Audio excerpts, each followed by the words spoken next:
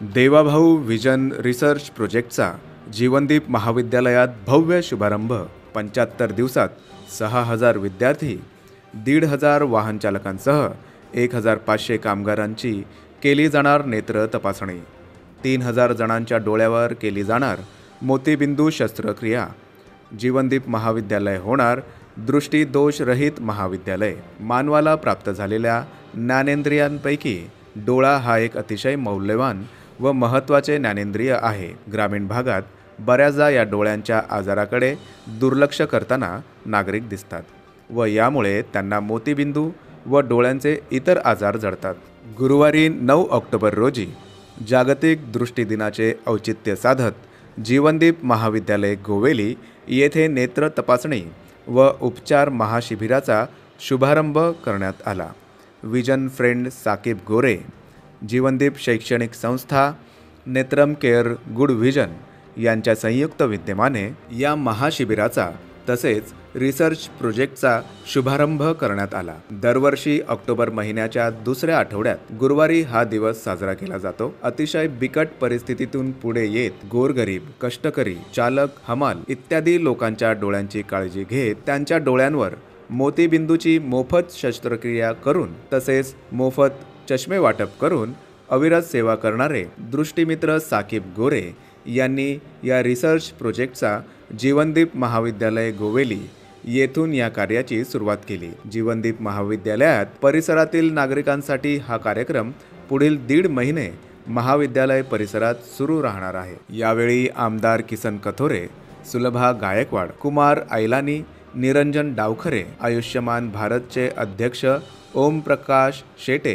ठाणे जिल्ह्याचे पोलीस अधीक्षक डी.सी. स्वामी, अशोक फरडे, प्रसन्ना देशमुख, अशोक लोणे, उपेंद्र गायकवाड, जीवनदीप संस्थेचे अध्यक्ष रवींद्र घोडविंदे, प्रकाश गाडे, डॉक्टर दीपलक्ष्मी मेश्राम, डॉक्टर आशा गुंजाळ आदी प्रमुख मान्यवर उपस्थित होते। आमदार निरंजन डावखरे यांनी भारत माता की जय बोलत या महाशिबिराची लाल फीत कापत शुभारंभ केला। दृष्टिमित्र साकीब गोरे यांच्या संकल्पनेतून हा प्रोजेक्ट राबविला जात आहे। या प्रोजेक्टच्या माध्यमातून 75 दिवसात जीवनदीप महाविद्यालयातील 6000 विद्यार्थी, भिवंडीतील 1,500 वाहनचालक, 1500 पॉवरलूम मधील कामगार यांची नेत्र तपासणी केली जाणार आहे। तसेच 3000 जणांवर मोतीबिंदू शस्त्रक्रिया केली जाणार आहे। जीवनदीप महाविद्यालय हे दृष्टीदोष रहित महाविद्यालय होणार आहे। यांनी जो आज देवाभाऊ रिसर्च प्रोजेक्ट या शैक्षणिक संस्थेमध्ये आज शुभारंभ केला आहे।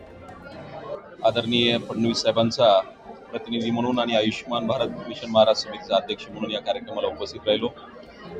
सकारात्मक दृष्टिकोनाच्या नावाने, एका चांगल्या नेतृत्वाच्या नावाने आज प्रोजेक्ट सुरू केला आहे। त्याचं ग्रामीण भागापासून शहरी भागामध्ये अंमलबजावणी करण्यासाठी या आजच्या कार्यक्रमाला सुरुवात झाली।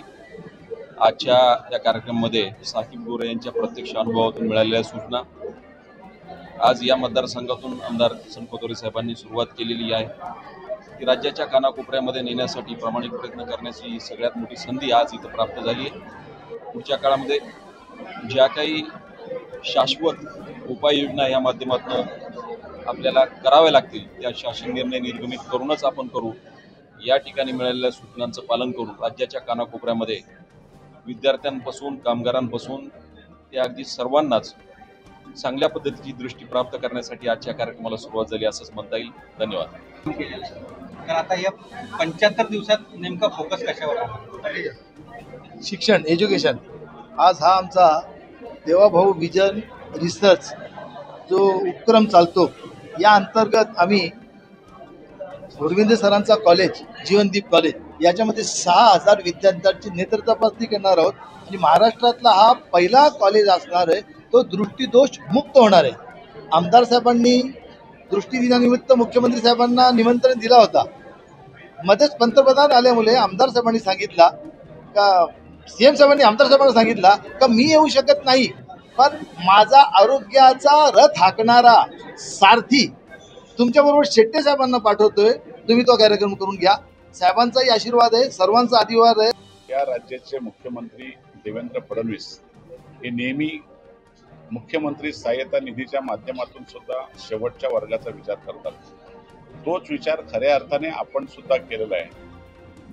गेल्या 34 वर्षापासून आपण मोतीबिंदू, चष्मे या सगळ्या पद्धतीने काम करत असतोय.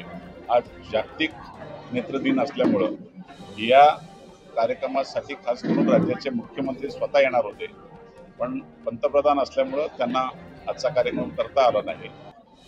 देवेंद्र फडणवीस यांच्या नावाने देवाभाऊ विजन जो सुरू केलंय ते सगळ्या लोकांच्या पर्यंत दृष्टीच्या दृष्टीने जी मदत लागेल ते पूर्ण करण्याची जबाबदारी या विजनच्या माध्यमातून ठेवलेली आहे. निश्चितपणे त्याला आम्हाला आज चांगले पाहुणे पण आम्हाला मिळाले.